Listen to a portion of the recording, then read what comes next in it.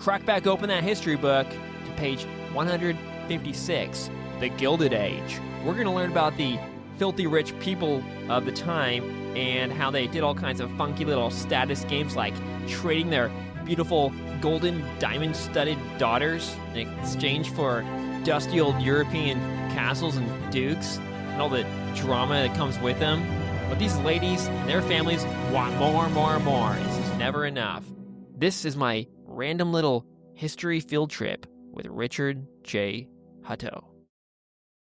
Your books pull us into this world that looks very beautiful and shiny on the outside, but full of all kinds of darkness or pressure or problems or stress on the inside. It's the Gilded Age. I'd love to explore the human side, the psychology of that world, and especially some of the people within it that you've written about. But first, since this isn't even a history podcast, let's kind of zoom out first for listeners who might not even know. Can you explain what the Gilded Age is, when it was, and why it mattered? Exactly. There's been so much interest in it, of course, in the last few years, particularly with Julian Fellowes' television show, which has been enormously successful. But the Gilded Age, it was given that name by Mark Twain, by the way, and it's sort of like 1880 to about 1910, and people will disagree as to what those exact years are, but it's sort of right in there. I sort of end it with Stanford White's murder, but that's just me. But it was a period, though, when all of these men were making millions and millions of dollars, but it was all brand new. Their wives wanted suddenly to be accepted socially. They wanted to go be accepted by Mrs. Astor at her home. That was not going to happen. This was brand new money. These were people who had come in from, Chillicothe, Ohio, or wherever. And so once they found out that this was not going to happen in the U.S., so many of those families went to Europe and they said, well, watch this. If you won't accept me in New York, I'll go off to London. I'll get my daughter married to a British duke, and then you'll have to accept me. Now, obviously, that's a really simplistic way of looking at it, but that's sort of the way that a lot of these things came to happen. And on the one hand, there were some true love matches, no question. That some of those matches really were, young couples in love. The great majority were not. They were sort of pretty crass exchanges of money for titles. And I've written a lot about those women, and most of them, as I said, were pretty unhappy. Some of them did interesting things. Some of them were, in fact, in love with their husbands. But for so many of them, I've never understood why their father, who would have been brilliant monetarily, financially, why would he agree to give, $20 million for a reprobate son-in-law just because he had a title? And when I first really became interested in this subject, my wife's great aunt was married off at 16 to an earl, the Earl of Craven in England, and she was told she had nothing to say about it. This was a done deal, and she was an only daughter. And to her great credit, she made the best of it. She ended up doing very well and being accepted. Queen Victoria was very fond of her. She left her homes to the crown. In fact, Pete Townsend is currently renting one of her homes in England. But that sort of led me first personally to the subject. Why would these people do this? Why would the father be willing to sort of throw all this money abroad? And again, it was a period that really won't be repeated. There was almost no income tax at the time. So these men were making hundreds of millions of dollars, and they really didn't have anything to spend it on except what their wives wanted. If that meant huge, expensive mansions and paintings and importing entire rooms out of stately homes in England to put in their homes on Fifth Avenue, that's what they did. Okay, so it sounds like these women, the wives and the daughters and all of them had money, but they didn't have a lot of other things. They weren't. A lot of them weren't quite happy in America. Yet you also say they weren't really happy in Europe afterwards either. Oftentimes, so yeah, what was life like, say, for women during that period, specifically these rich women, very rich women from rich families, versus men at the time? Well, the women, of course, had all the power, but they couldn't let anybody know it. And one of the reasons this subject interests me so much is that I'm Southern. I'm a ninth generation Georgian. So I grew up in a very matriarchal society where the women had all the power, but they didn't let the men know it. They would just smile at one another and let the men think that they actually had the power. And that was very much the same in this era. If you're Willie K. Vanderbilt and you've spent the whole day at the office, and you've made $100 million that day and bought a railroad, and you come home and your wife is bitching at you and saying nobody will invite us, what do?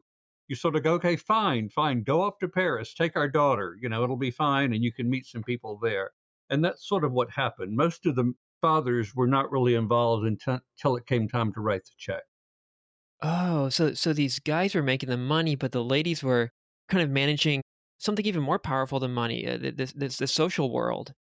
Absolutely. And the social world became more important as every year came because people would say, wait a minute, Alva Vanderbilt has a daughter who's a British Duchess. Well, we want one as well.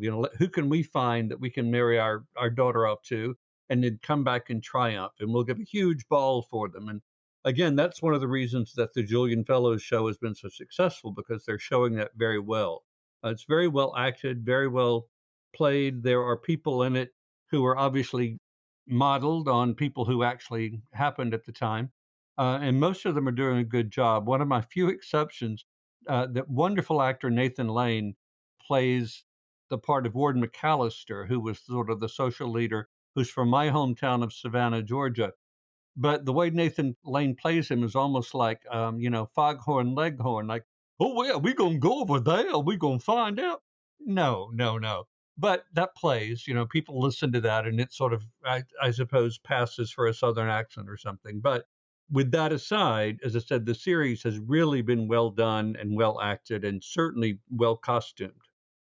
What was going on at Europe at this time, and why would these dukes and princes and counts and things want to? Of course, they get money. They get money. That's obvious. Why would they want to marry these ladies? Well, because it was a lot of money and it was pretty quick. Most of the European money was gone. If you were Protestant and not Catholic, Catholics were basically on the continent, but the Protestants were in England. If you were in that milieu, that's where you came to sort of shop. You first went to Paris, but then after the fall of the Second Empire, because everybody loved to go to Napoleon III and Empress Eugénie's court, they loved Americans, particularly rich Americans, and they had lots and lots of them at court. But once the empire fell, suddenly these people were going, "Oh my God, what do we do?" Jenny Churchill's mother, she had three daughters, all in Paris at the time. They were greatly accepted. They were beautiful. They were referred to, by the way, as the good, the wise, and the beautiful, one of each. But then they went to London. Like when they left Paris, they said, well, we're going to pick up now and move to London. And that's what they did. And of course, Jenny Jerome married Randolph Churchill, who, of course, they were the parents of Winston Churchill. And so that happened a lot, sort of moving. You'd first go to the continent, and maybe Mr. Worth in Paris was who would design all of your clothes and your gowns and all that. In fact, interesting point, Consuelo Vanderbilt did not even know who she was going to marry, but she first went with her mother to Paris to Mr. Worth, and they chose all of her wedding trousseau, all of her wedding gowns. Didn't have a clue who the groom was going to be, but they went there first and then went to London, and she had several people sort of dangled in front of her. And the Ninth Duke of Marlborough was a perfect example because he had this incredible home, Blenheim Castle, but no money. You couldn't even afford to re-roof the castle. So he needed someone quickly. So the Vanderbilt lawyers got together with his people, and they ended up with about a $200 million contract that the family would pay to go into that family, and that stayed even if they divorced. It didn't matter. This was something that he would get, and so that's one of the biggest examples. But there were certainly lots and lots of others. These families who, as I said, really weren't accepted in New York, but they did go to Europe and they married these people, and that was what sort of brought them to the forefront. Okay, so we've already kind of hinted at it, but what were some of these psychological, mental, emotional challenges that these women in America, these rich women in America faced? And then how did those problems maybe get solved, or maybe other problems arose once they went off to Europe? They basically steamrolled all the old knickerbocracy. That's what the old wealth was called, the old Dutch wealth. The Skirmerans, who were the predecessors of the Astors, they they didn't want to give up their social place in New York, and they kept sort of saying, we're going to be here guarding the gate. You're not going to get through. We're not going to let you. But after a while, that just couldn't hold. For example, the Academy of Music, they all wanted their private boxes at the opera. They couldn't get them because those were held by all of the old families. So what did they do? They created the Metropolitan Opera, brand new house, brand new stages, everything else, and were able to get their way that way. And so the old guard saw itself being run around. As a matter of fact, they sort of said, you will not pass, and then after a while they said, guess what? We actually have. We've already passed, and we've gone around you, and that's really what happened. Okay. And I know you're focusing on the elite of American society at this time, but I think we should at least touch on the underbelly of it all. It is called the Gilded Age. So, what is sort of the suffering underneath it? The other people in life at the time, the poor people. Obviously, these people, the servants, were not well paid if they were in sort of the medium class houses. In other words, if you're, an Irish cook and you're working for one family and you're by yourself, you're the entire staff, then that's very different from having a mansion on Fifth Avenue and having a staff of 24 and liveried footmen and butlers and all that sort of thing. So those people were actually well paid. And in fact, in 1897, there was a domestic depression, economic depression in New York. And so there was a couple named Mr. and Mrs. Bradley Martin. They said, look, let's give a big ball, a costume ball, but we'll send out the invitations only 3 weeks ahead. That way, everybody will have to buy in New York. They can't send off to Paris to get their costumes made. And it was a great success. I mean, suddenly every haberdasher and dressmaker and shoemaker in New York, they all were busy, all were working. And so it was a way to get the money actually down to them as opposed to having just another charity ball and trying to sort of distribute money. So to answer your question, the servants in the big houses were well paid. The other ones were not at all. But if you could get into a house and you were in service, then you basically stayed there for life, unless you did something wrong or unless the family didn't like you, and that sort of meant that you were out of poverty in effect. Okay. And yeah, again, I know this is not your focus, but zooming outside of the mansion, just in the general world at that time, what were generally women's lives like? Because I imagine most of them weren't, hyper wealthy. They were, in the middle or working in factories. I have no idea. Yeah, there were some of the women had their own family money, but not very many. For most, as I said, this was sort of brand new. They would go to places, for example, Newport, Rhode Island, and Saratoga, New York. Those were the two places outside of New York they were expected to go to have a house for the season.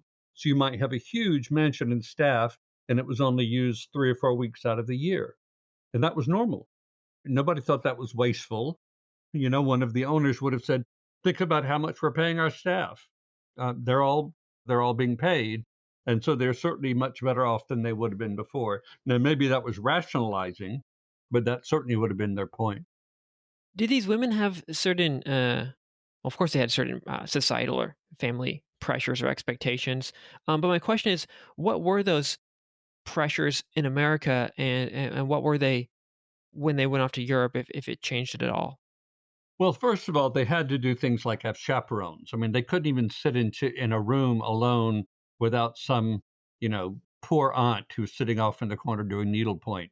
That was necessary, but that was across the board. Even if you were in just a medium class, then you had the same thing because a woman who would receive a man while they weren't married and receive him alone, she would have been basically ruined anyway because it would have said that her morals and her ethics were corrupt or whatever. But most of these women, they had to operate, as I said earlier, knowing that they were really pulling all the strings, but also keeping their husbands happy. And then there were the kids. There were the sons and daughters. There were a few who would come along and be drug addicts or gay or whatever, and they had to deal with all of that. And that's one of the things in the series that they've done a good job of sort of showing that as well. But the period, I think the period was difficult, but it was an important component of the U.S. history because it sort of speaks to that Anglo alliance, the U.S. Anglo alliance, which we've stuck pretty close to for a long time. We were just watching television a couple of nights ago, and there was a picture that takes place in Chequers, which is the home of the former Prime Minister of Great Britain, the Prime Minister, sorry, every Prime Minister lives there. And someone in the cast said something like, "Where did this come from?" And I wanted to yell, and I said, "From an American heiress. She paid for it. She gave it to the country." And it's difficult actually to sort of go along with these families and not find a connection. That somebody who decided back in the 1890s, hey, we need the coffers refilled. Let's go and bring them here. And of course, the sisters were not very happy about this. Most of the British women were not as well dressed, and I'm not denigrating them here. They were also not nearly as well educated. And so they would have to sort of stand off against the wall as their brothers were courting these beautiful, rich women. And you can imagine the kind of antipathy that caused. The fact that they would go, but I'm British. My father is the Earl. Doesn't matter. Doesn't matter. Your brother needs an heiress. And so that happened a lot. There was a great deal of resentment from the British members of the family who understood the necessity. I mean, the primogeniture system in the UK is tragic in that if you're the eldest son, you get everything. Nobody else. No brothers, no sisters, there's nothing. If you're a nice family, you might give a nice little dowry to your daughter or something, but that would be about it. So I'm sure there were lots and lots of reasons for the native Brits to resent the fact that all of these American women were having these successes. How did the era prior to the Gilded Age kind of explain or foreshadow this age to come, and how did the people in it change from that time to this time? Sure, in the period before, this is when these people were sort of scratching the earth to make their money, either out in California in the gold rush, or case in point, Frank Work, Work, from Chillicothe, Ohio. His daughter is the American great grandmother of Diana, Princess of Wales. He's a perfect example. He was in Ohio, did okay, but he said, I need to go where big money is being made. And you're asking about before the Gilded Age. So that really is what we're talking about. So he picked up his family, moved to New York, met Commodore Vanderbilt, became his stockbroker, and then that's suddenly how all that money came into it. So there were people, digging for gold, for iron ore, for everything else all around the world. And this was all, as I said, brand new. This was not considered gentleman's money at all. The fact that you had to go out and work for it. In Chicago, the Lighters and the Palmers, they had these huge department stores, which were very, very successful, put lots and lots of money into the pockets of the family. But again, people were not impressed by that because they would say, well, that's trade. We aren't in trade. We don't actually do business. You're just supposed to stay home and clip your coupons for your dividends. And that's what we're supposed to do. That's what the old guard thought anyway. Okay. And in your most recent book, you wrote about this woman. I'll let you explain it more clearly and accurately. But she married this Prussian count, and so she went off to what is now Germany, I guess.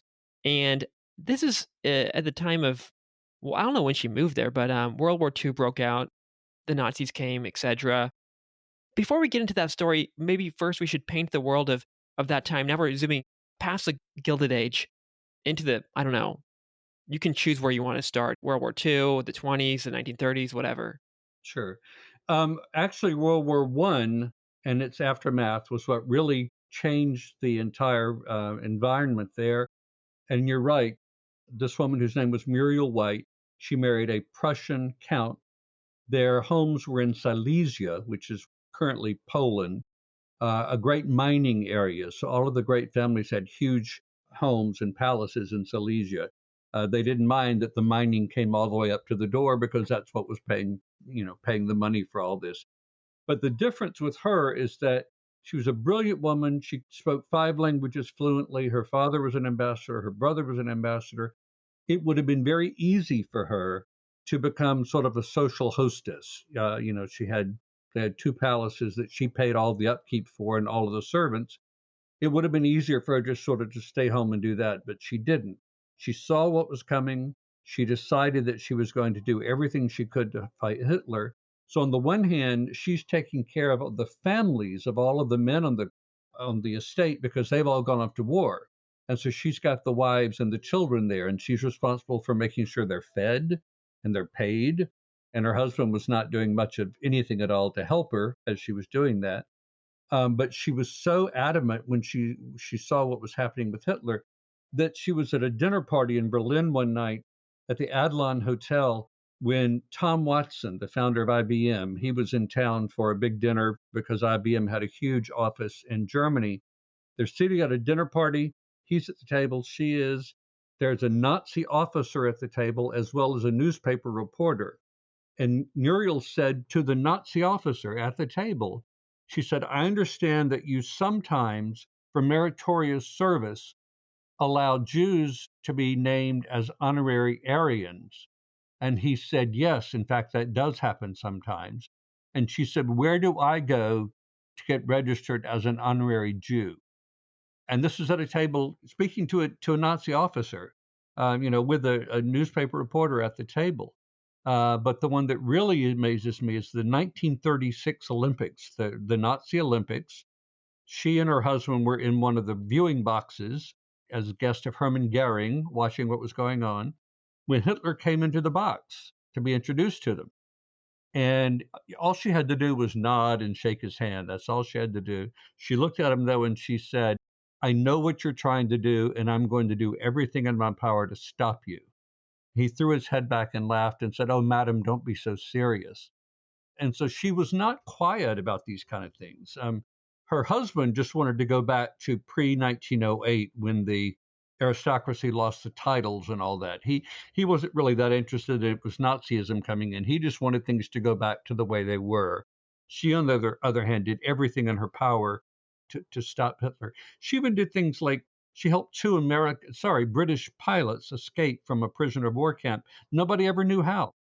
She never ever exposed how she was able to do that.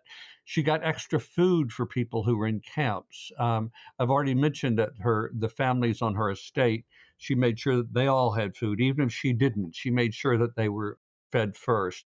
And so there are lots of instances like that where this was not expected of her.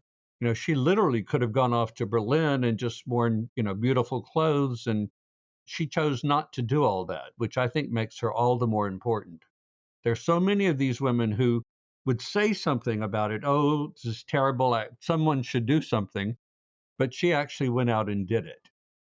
You're very interested and impressed by this woman, it seems. Whereas, to be honest, most people probably are like, what? Who is this like niche character? But that's cool to see your enthusiasm and that somebody cares to dig into this. But the question also is, why do you think it is that you're so enthralled by this woman and this world that she's in? You mentioned your upbringing in Georgia, but it's maybe more than that. And what is so fascinating about her to you? To me, I mean, I've done so much work on the other American heiresses. She's completely outside of the norm there. Because, as I said, she spoke all these languages. She was so bright. She had beautiful clothes. She sort of should have just, or could have rather, just gone around and, going to parties and going to weekends and hosting hunts and all that sort of thing. But she chose not to do it. She also was determined to protect her two sons who were draft age. She wanted to make sure that they did not go and fight for Hitler. And once she did that, once she got them out of harm's way, she was sort of left alone on this huge estate with all of the women and children, no one else, no one to help her.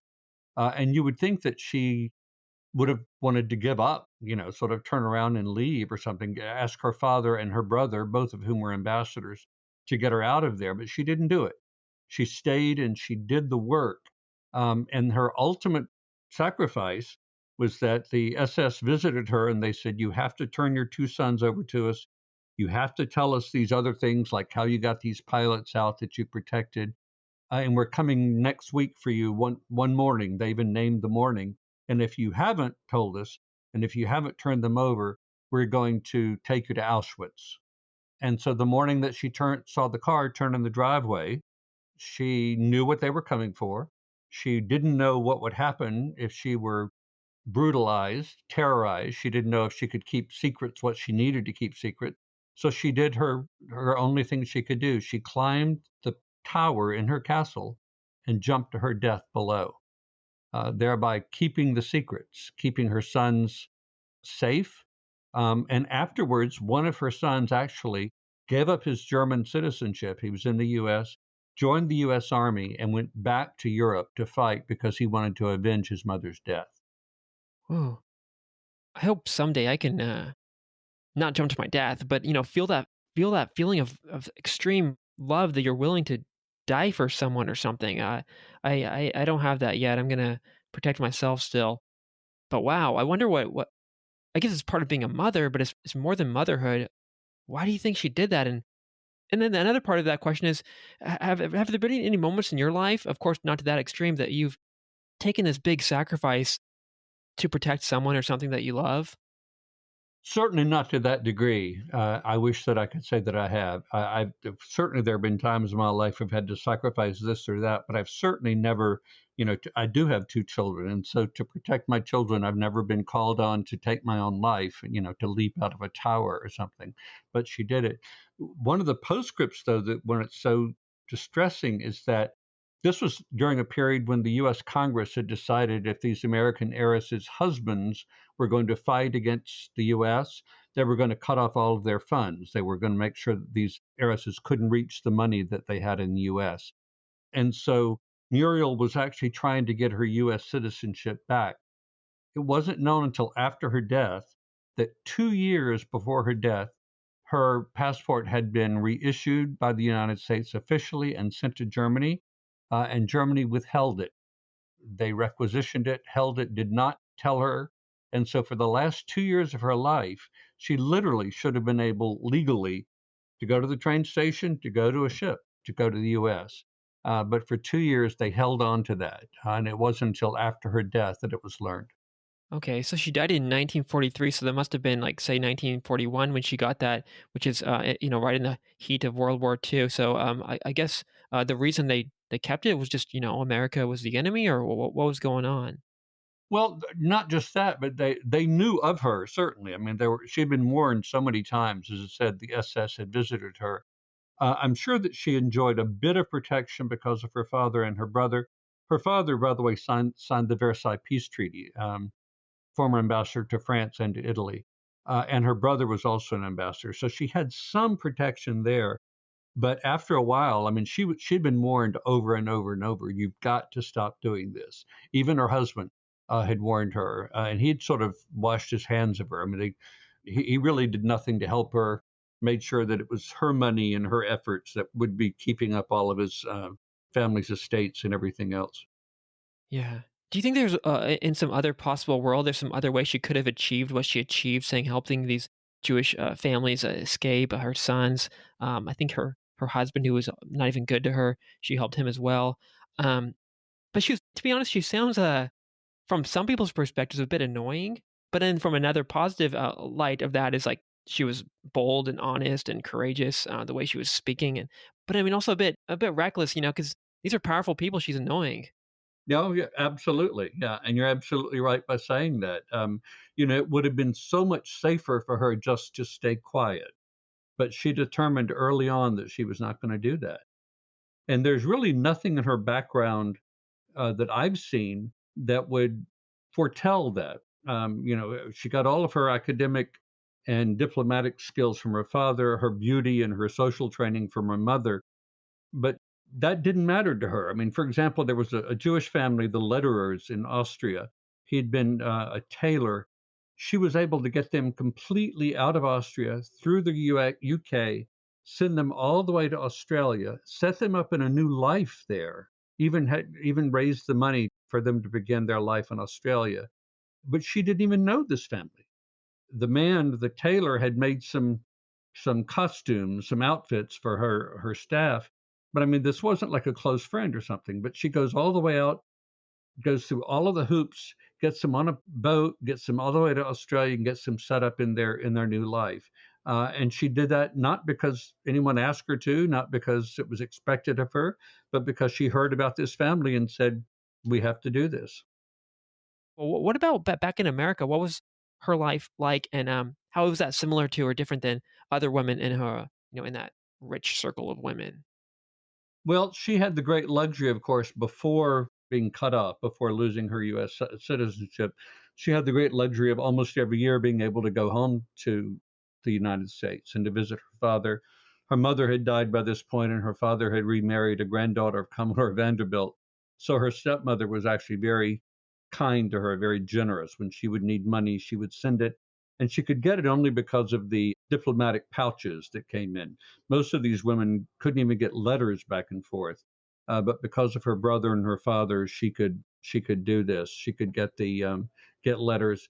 So she kept up with her American family letter after letter after letter. I mean, she would even, write on both sides and then the side, and you have to turn the letter and read over here. I love being able to read all those things. Unfortunately, we aren't teaching cursive writing anymore, so I worry about whether future researchers will even be able to read those letters. But she did that because she was just wired differently. I don't know of any other way to put it. It wasn't expected of her. Her mother expected her to make a grand marriage and to be elegant and beautiful, and she was, but that wasn't enough for her. She didn't think that her life would have meaning if she didn't do something else. And so she was very good about keeping the family informed, but she was also honest. I mean, she didn't make everything sound wonderful. She talks about being shot at in the street, dragging her daughter across the street as they're being fired on, and trying to get out of the way. She made sure that they knew exactly what was going on, and that she didn't try to sugarcoat it. When her husband, who ended up being worthless, forgive me for using that term, she didn't sugarcoat that either. She just made sure that she said, "I have my responsibilities. I have to stay here and take care of the families that I'm responsible for." And she actually, this one I will never ever understand, when her husband was in danger of being arrested because he was supposed to be fighting, but he was on a medical deferment, she literally put him in a cart, a horse cart, covered him with hay, gave him money, food and water, and had him escape over the mountain as she's left there to deal with everything. Now, can you imagine? I mean, I love my wife dearly, but I can't imagine my doing that and saying, "Okay, I'll just stay here. It's no problem. You go ahead, and I'll deal with everything that's to come." That's just the kind of person she was, and I obviously, as you can tell, I admire her greatly. I was so glad that I was able to find two different document sources for her. You can't really write a first person biography about somebody unless you have primary sources. And early on, I didn't know if those existed, but then I found two different ones, and then also got some great help from some of the family as well, from some of the descendants. So it's been a great learning experience. I went over to Poland in August, visited both of her homes, literally was at the tower where she jumped to her death. And when you spend a year and a half of your life with someone writing about her, it becomes very, very real to you. It was very emotional for me, and I'm really, really glad that I did it. I also am a big fan now of anybody who wants to go to a wonderful place, go to Middle Poland because the whole area is full of wonderful, wonderfully kind and generous people. Have you always been so fascinated with history, or maybe you could talk about your little story with history from whatever age you'd like to start? Yeah, I found that every family sort of has, maybe even unofficially, but a genealogist or a historian, somebody who keeps up with everything. There's probably one in your family. You might find yourself going, "Oh, Great Aunt Gladys" or whatever. Yeah. Yeah, my grandmother wrote a big, real thick textbook style thing on our family genealogy. My dad wrote a biography on my grandpa, his father. There are a few of those people, namely my father and my grandmother, but there are probably more too. But think about what would have happened if they hadn't captured that. What if your grandmother and your father had not written those things? Where would it be now? Wouldn't it all be lost to history? It would be, torn apart in all these other places. the fact that they were able to keep these things. It may not interest you, but you may have a niece or a nephew or a grandchild one day who says, I'd really like to know about that. And you should be grateful that they were able to step in and do that for you. Yeah. And it also, not even just for the family, it's probably mostly for the family, but just for history and and facts or accuracy alone, it probably paints a more accurate picture of history. Whereas, like, it's not just one person in power writing it now. Now we see all these, how these individual lives and families were affected that might not be highlighted in a typical history book. And so it's like, oh, okay, who was the bad guy? Who is the good guy now? Well, it's not so simple anymore. Yeah, exactly. And we find, as you said, with even today, we find the same thing. Like, okay, well, we look at Putin and Ukraine and everything, and you find yourself going, who's the good guy, or is there a good guy? Is everybody a bad guy? Is everybody just out for themselves? And who knows? But a lot of that we won't know until history is able to tell us. So it's just impossible, I think, at the time to know it. But that's why it helps to have years and years of reflection and of research to look at the situation. And of course, the Gilded Age was this special time. But when I was looking at that, I think a lot of people might do this. They will start to compare it to the current time, and then you start seeing a lot of similarities. Of course, there's differences. So I guess the question is, could one argue that we are in a kind of second or third Gilded Age? Why or why not? I think we can certainly make that argument. When you look at the billionaires that we have now, who, of course, were not around in the era, when we talk about people like Andrew Carnegie, who said, he who dies rich dies disgraced, meaning that he wanted to give away all of his money. They had hundreds of millions, and yet we look at people now who are billionaires, and you just sort of wonder, is there a consistency here? Are they doing the same kind of thing? Or since there were no income taxes back then, are they just trying to take advantage of that? And I'm not ascribing that as their motivation, but I think it's a very different period. I mentioned earlier the Bradley Martin Ball that was given in 1897. For over 100 years, that one event ranked as the most expensive party ever given in the United States. It was $397,000, which is about 7 or 8 million for one evening. Well, that was considered outrageous at the time in only 1897. And look at it now. I mean, when you think about how many billions to hire Venice, and to have your helicopter land there, and to take this villa at Lake Como and all those things, the money just isn't the same. There are just so many multipliers of the amount of money. I hope that some of them do well. I hope some of them do, in fact, continue to give their money away, because there were people in the Gilded Age who did that as well. Not all, but some were really, really generous. And I think we should always remember that. Again, not your focus, but it's something you, I imagine, have some ideas about.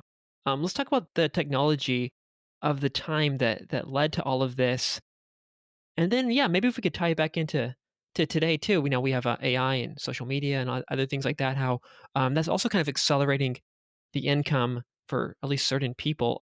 But again, like, I don't expect you to be a complete expert on this, but I'm curious about your ideas. Yes, I mean, we do pick up the paper now and see, and I've forgotten her name, forgive me, but the woman who just gave like 700 million to historically black colleges, and then the next day she gave another couple of 100 million to Native American colleges. Those people do exist. Thank goodness. Thank God for them. But I'm not sure that in this environment, the political and financial environment, I'm not sure it's the same as the end of the Gilded Age, because you don't have people lining up to build, Carnegie libraries and Frick museums, and Phipps houses in New York City. There are outliers who are doing some of that, but I'm afraid that we're not doing quite as well as they would have in that period.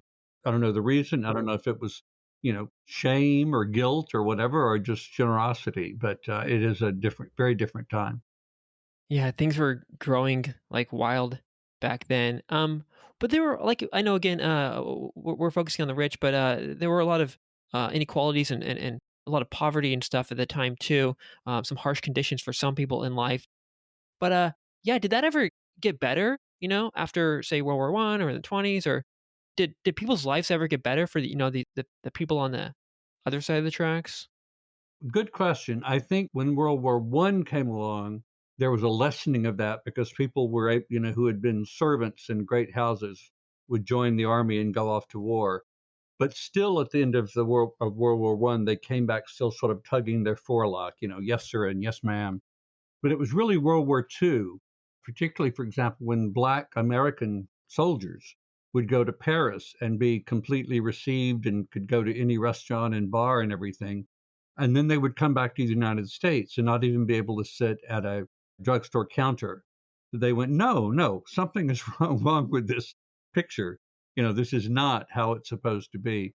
So I think it was really World War II that did much, much more of that. And that was also between the two wars when the great houses started closing because they couldn't they didn't have staff, they didn't have butlers, they didn't have footmen. Plus, of course, the income taxes came in, the very, very expensive, ruinous death taxes.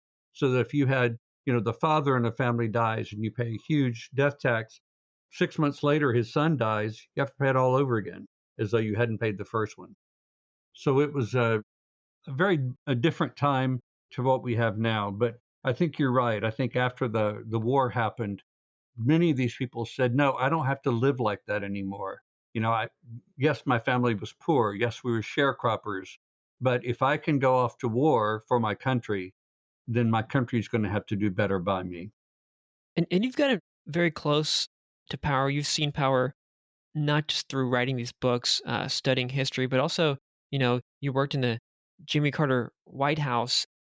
How did that shape your view of history and specifically these people with a lot of power?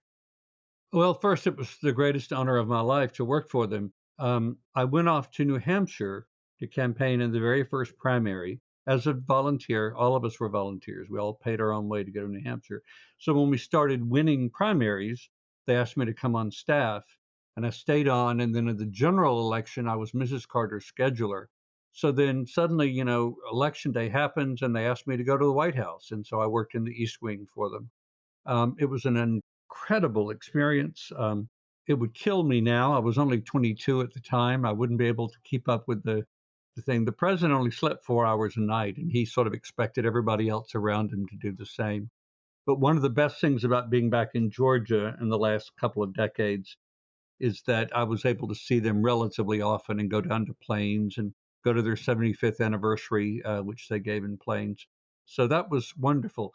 You may find it interesting to know that my wife served in the Reagan White House, and so we always joke when people if somebody's a Republican and they'll look at me askance, I go, no, no, no, no, it's okay. I sleep with a Republican every night. It's all right. Anyway, it was a great experience, but as I said, I would not be able to do it any longer. And I do think Jimmy Carter, people keep referring to him as the best ex-president in history, and I agree with that. But I also think he was a pretty good president as well. I think sometimes you can leave out that ex part. This is a kind of side note about writing. What do you love about the writing process, and how do you get into a neurophysiological state, where you can sit down and words and ideas are coming out?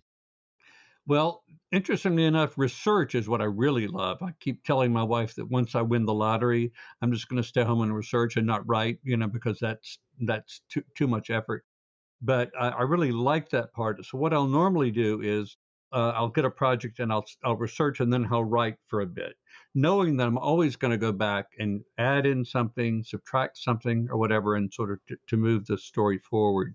And I've learned that really works for me well. I started out doing magazine articles, and I had an editor in New York at one point who kept coming up with photographs he wanted to put into my article, which was great, but it kept shortening the number of pages that we had, for the narrative because he'd only assigned X number of pages to the article. And so finally one day he said to me, "Just cut out all the adjectives. You just cut them out." And I said, "But that's like telling your child that they're ugly or something." But I did learn that yes, you have to do that because just because it interests me doesn't mean it's going to interest 10 readers who are going to read it. So I did learn early on to do that. And what I've continued to do, as I said, is to research and write as I go, because I sort of reward myself after I've done a couple of days of great researching. I'll go, okay, now I've got to go back and put it into the narrative, and I do. Okay, so I'm a bit curious about the overall process, if there is one. There's this research phase, there's this writing phase, there's this editing phase, etc. I'm particularly curious about the actual writing side of it. What time you write? How do you prepare for it? For example, or do you? And then, if you would like to just focus on the research phase too, I'm also fascinated by that. But yeah, again, this is not a writing podcast, but I mean, a lot of people like writing, and well, I do too. So I'm kind of curious, like, how does your brain, your system work for all of that? When I started writing magazine articles, I was still working. I used to be an attorney long ago, and I didn't have time to write. And so what I started doing was getting up 1 hour earlier, and that was supposed to be just for writing. And there were some mornings that what I was writing was terrible, and I knew that not a single sentence was going to make it into a final bit. There were other mornings, though, when I would go, I've got to stop now. It's good, but I've got to stop because I got to get ready for work. So I sort of trained myself that way. And now that I'm officially retired, although busier than ever, I'm able to do it sort of with my own schedule and decide. I have an office here in the house, and I can come up. I remember years and years ago, I was at dinner with a well-known writer in Washington, D.C., and I asked him about his writing process. And he said, every day I write from, and I'm making up the hours here, like 9 to 5. And he said, and if I'm writing at 5 and it's great, I stop anyway because that's the end of the workday. But if I also realize everything's horrible and nothing's going to make it, I still keep writing until that hour comes around. He said, you have to think of it as sort of as a job, as going into work. And so once I thought about that, I said, yeah, that's right. I can't. You really do have to devote yourself to doing it. You can't just sort of be reading in your bed and go, oh, wait a minute, what about this? And go over and write something down. You have to devote yourself to doing it.